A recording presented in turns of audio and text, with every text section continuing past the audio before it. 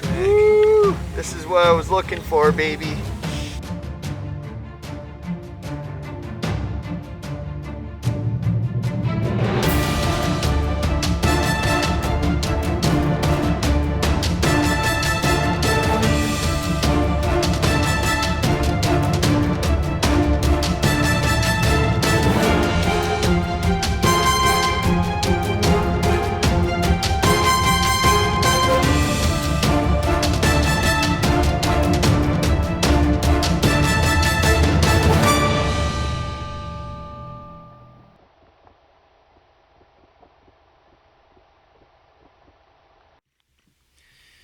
Alright, so we're here at the edge of this beaver swamp.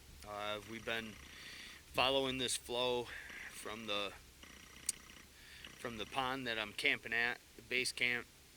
Followed this flow all the way up to where it's coming from. I'm actually going to be looking around here for a second for the source of the water. I'm sure this is all spring fed. There's no ponds up higher than this, and this is quite a bit of water running down through the trough.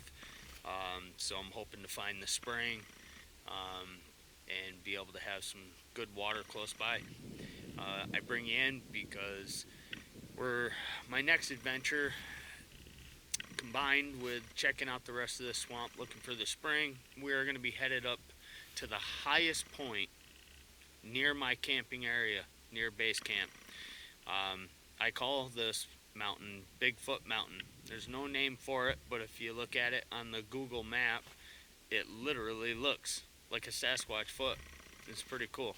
On top of that mountain, I had found a small rock stack. I placed a rock myself on top of that same rock stack. I had gone up there for one afternoon and checked everything out and set up my hammock, tested out the new hammock. So just give you a quick look around here. Let's get you up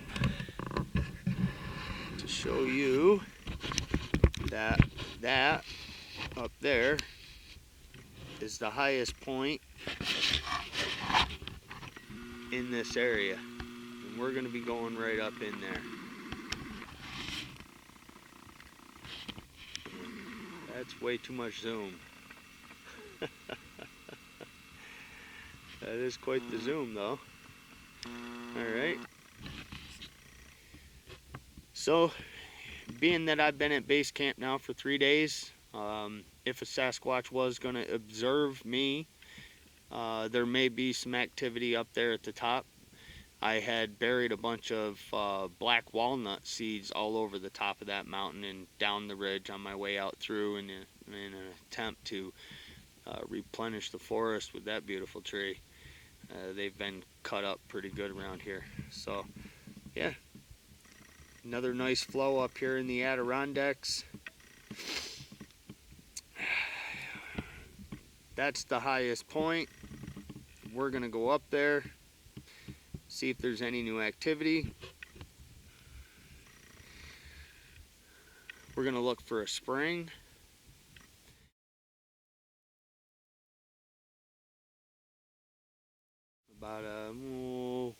Probably about a quarter of a mile. Down in there is where we just came from. Followed that flow up now for about, I'd say, close to maybe a half mile. Let's go with 3/8 to a half mile.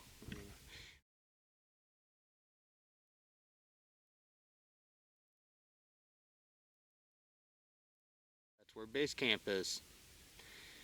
Alright, they've got a brand new snowmobile trail. Unbelievable. I can't say that I'm not just a little bit let down over this. I just keep seeing old log roads you couldn't get up turn into roads with houses. I see old walking paths that my grandpa brought me on, and if you didn't know where you were, you'd get lost. Now I see snowmobile trails, and you know, it's got to thinking this morning about Sasquatch, and you know, yeah, let me talk to you about that. I was just thinking to myself how difficult it must be for Sasquatch, how rapid human development is taking over the land. I'm a kind person. I'd do anything for anybody. And so I started thinking to myself, if they really have ESP, I spent some time actually meditating, thinking to myself, I'm going to do everything I can. Being a Christian man, and listening to a guy named Anthony Patch, he talks about quantum entanglement. That is the process by which our Lord Jesus Christ communicates through prayer, and he explains it in a physical scientific way. So knowing something about that, I started thinking to myself, this could be the same way that Sasquatch communicate with each other through extrasensory perception.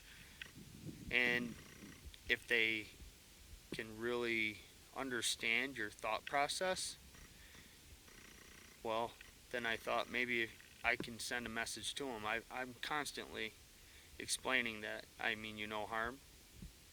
I'm merely sharing the forest with you. But I do want to see you. And then I started thinking to myself, and I actually had a bowl of Traveler's Stew from Patriot Food Supplies. Highly suggest you check that out. It's like bringing in gourmet cooking with you camping. And I had some left over, and so I tried to communicate through ESP. Mind speak. Said, if you show yourself to me, I'll hand you this beautiful bowl of stew. And I'd be okay with all that, and I don't need to film you. Nothing happened, of course. But what if they did hear me? What if they got a sense for that? What if it's going to be another year or 2 years before they even let themselves be seen by me? Maybe they never will. But then I got to thinking to myself, while at the end of all that, I was just like, if you need me to, I'll bring you food. I'll bring up grain. I'll bring you gourmet. And then I got thinking, I really don't think that's what they want. I don't think that's what they need. I think what they need is for us to stay the hell out of their life. I really do think that.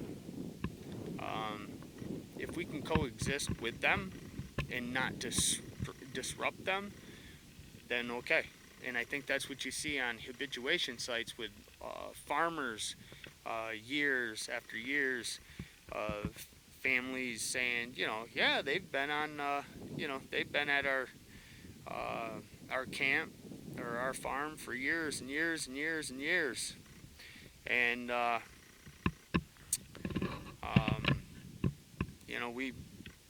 they've taken a few cattle, they get into the horse barn, they eat the grain, they do this, they do that. They learned how to coexist with them.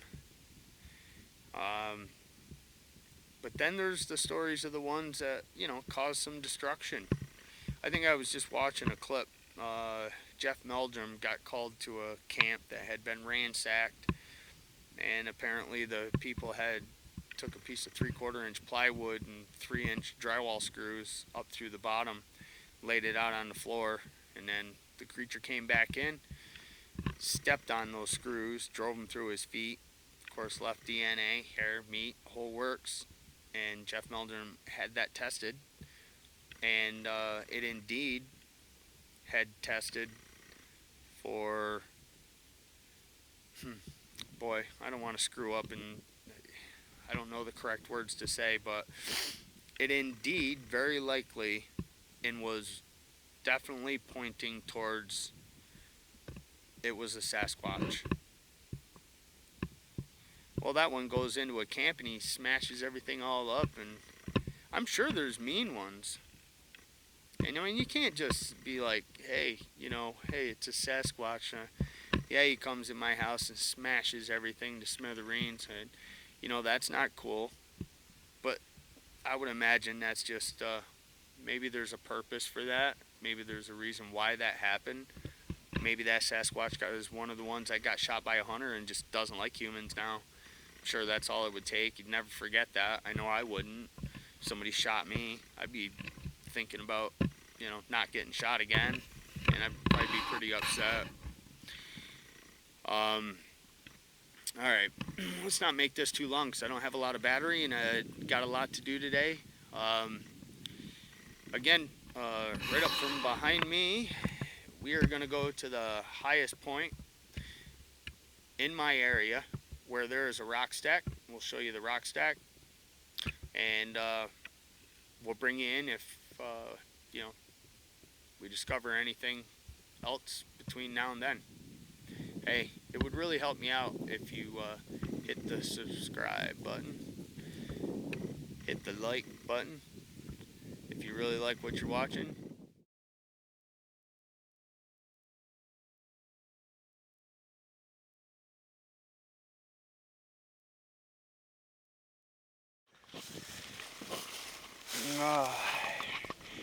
It also heads right on out in through there and heads right out that way. Possibly deer, most likely deer can use this. I also think that I think Sasquatch also travel these game trails. I was thinking just a little bit ago, I bet they have ambush sites. You know, perfect spots where they're either up in a tree or behind the rock or whatever be it. Get the deer running full tilt. When them deer come down through there, maybe one's up on the ridge, gives a knock or a call to the one that's sitting ready for ambush to let it know here it comes, and then boom, retreat out, grab that thing, snap his neck, and there's dinner for the next couple of days. All right, we're not too far away from the top. Right up in there, yeah, over in that way. I can't point right with the camera. Somewhere over in there is where I found that rock stack. We're gonna go check that out. We're gonna leave out a snack for the Bigfoot. We're gonna place an apple, nice red delicious apple, up as high as I can get it, and a piece of brownie as well. I have another one set up on the top of another mountain up by the Sasquatch candy store. I'm probably going to have to travel out to the truck again to power up my chainsaw batteries and maybe give everything a good charge, you know, for the last stretch here. I got to tell you, I definitely need to fix that situation, because what a waste of time when you're trying to do research. That you spend an hour and a half, 2 hours walking out, an hour and a half. I think I can do it. Like if I hustle, I can do it in an hour, but probably under an hour. But I don't like getting covered in sweat and then get back to the campsite all soaking wet and I'll freeze to death. I've got change of clothes and everything, but you know, just trying to be smart. So, all right, let's get up there, check out this rock stack. Let's leave a snack. I'll bring you in here in a minute. All right, so just a little ways up that game trail, I came across this.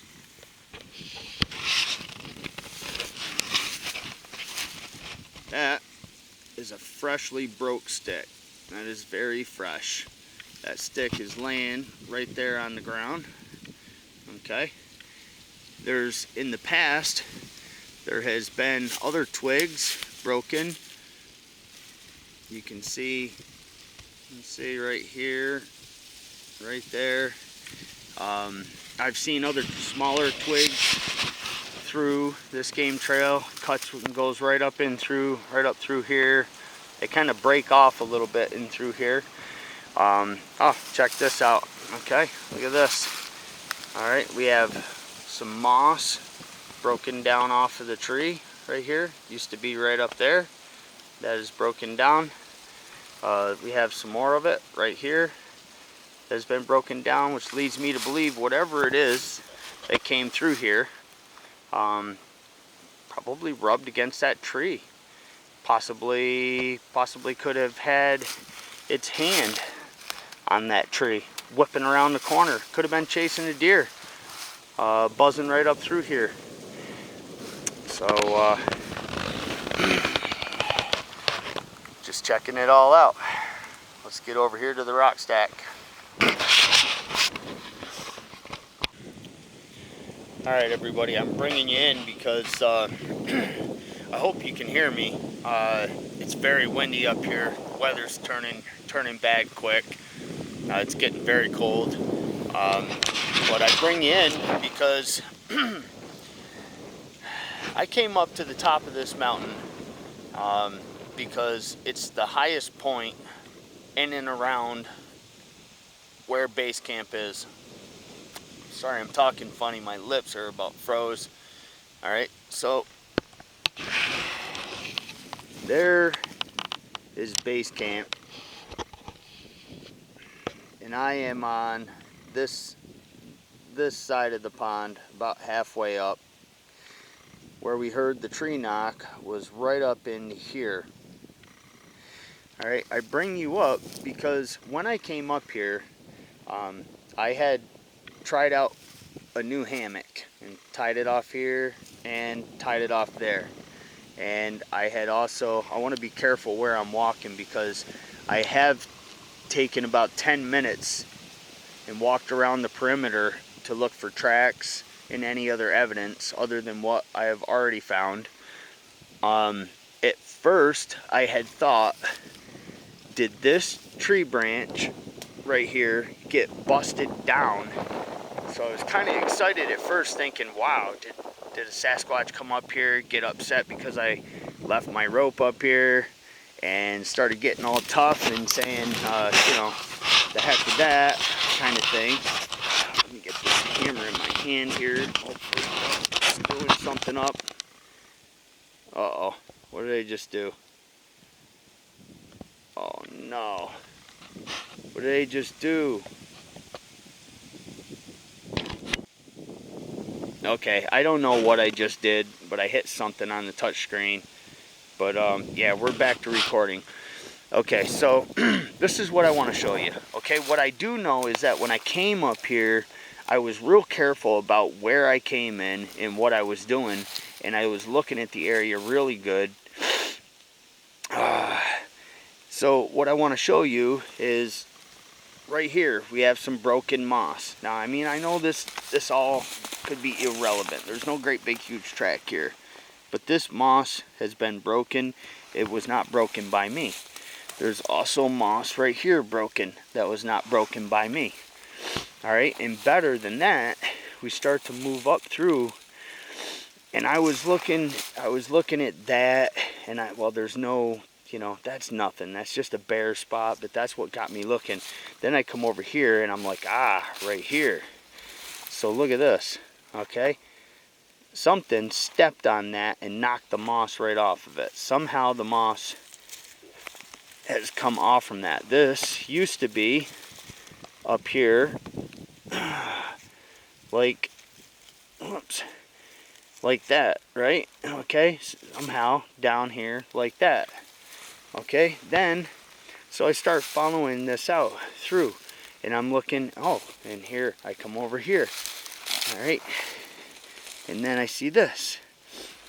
This is all bare here. This moss, look at right here, this moss was over here, okay? So then I look up, and then I saw this, okay? This is a stick that's been snapped off. I mean, it could be a buck, you know, big deer came up through here, maybe a deer, a big buck in rut will get, you know, a little bent out of shape with human scent in the way, so on and so forth. So now, well, here's a little bit more. Here's a little more moss ruffled up in the straight line. I've found disturbances in the moss every 5-6 feet. All the way straight out through, a broken branch up into there. Oh, my fingers are frozen. Okay, then I looked up here. Alright, and if you can see right up in there, now that is a pretty fresh broken piece of stick. Alright, that's up way higher than any deer can reach. And then right here is that stick. Does it mean anything? I have a lot of questions about that. But when I first came in here and I looked at that tree branch right there that was busted off, and the first thing I thought was, yeah, I knew it. Sasquatch came up here. There's the rock stack. This is the high point overlooking people coming in and out of the trail, overlooking this whole entire area. They could signal off to the other troop, to the other members of the troop or tribe. Another spot of great interest is going to be right over in here. I have not gotten over there yet. I don't know if this is going to focus on that over there, and it doesn't look like it will focus on that over there, but there is a bare area up in there that I want to go check out while I make my way down into where we had heard the tree knocks the first night that we were here.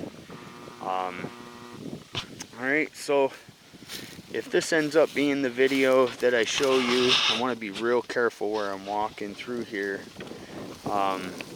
because this moss is what I'm looking for to find tracks that will stay. You know, some nice deep wet moss, something 500-600 pounds with a 12, 14, 15 inch track is definitely going to leave an impression. Alright, check this out. Right here, we got more moss all tore up. And I made sure when I came up here that I did not disturb this, because I made sure I stayed on the rocks. So this is all tore up right here. Okay. Here it is, tore up here again. This is all tore up right here in a big area. See, this is all stuck to the ground. This is all stuck to the ground. This got disturbed.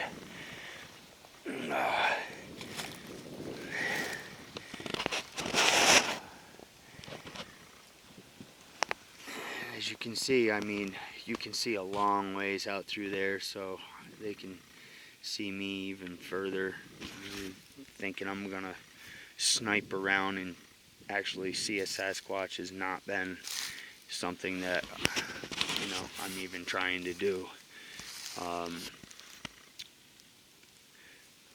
Okay, so this is where I came up into this,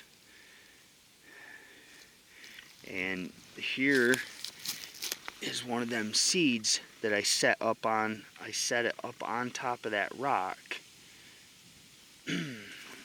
Here's some moss flipped right up. I mean, what does this? I don't know what's underneath of moss that squirrels or anything would like. And yeah, here's our rock stack. Okay, mind you, I put that rock, I went and got that rock, this one, and I put that up there. These ones that are down here, which are 3 rocks, careful where I'm stepping here. Sorry about the camera if I can't keep that right on that rock. So, you know, looks like what, here's 1, 2, there's a little one over there. Then, so 1, 2, 3, 4, 5, 6 rocks. And then this rock was actually sitting right there. I had to go over and grab that and put it up on top of there.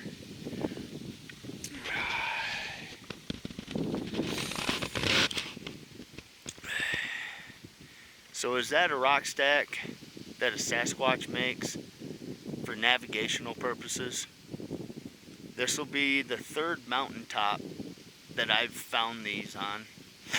2 mountaintops. I still got another one in a whole nother area that I've got to go to someday. And that one up there, along with this one right here, is in an area where it's highly unlikely that anybody came up here and decided to frolic around and create a rock stack. Let alone, they would have to go at least 50, 60 yards just to grab the rock, bring it over here to do so. And usually human rock stacks, they get into like the balancing and everything. So if they're gonna do one, they usually make it up, you know, stacked straight up in the air. Not just a little tightly well fit little low mound. So I think that this rock stack right here is from Sasquatch. Don't forget to hit the like button.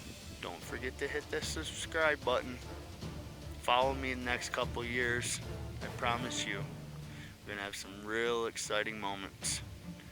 The trophy for me this year, which I'm running out of time, is to find a foot track where there's not a shadow of a doubt that it's a monster human looking track. No man with a 17-inch or 14, 15-inch foot that's 8 inches wide, 6 inches wide, runs around out here in the forest barefoot. Okay, when I get that, then the naysayers can say whatever they want. And I told you before, there'll be no bullcrap on this channel. Never. Okay? Whatever I tell you will be the truth. This is Sasquatch Wizard. Bring you in if you got anything else.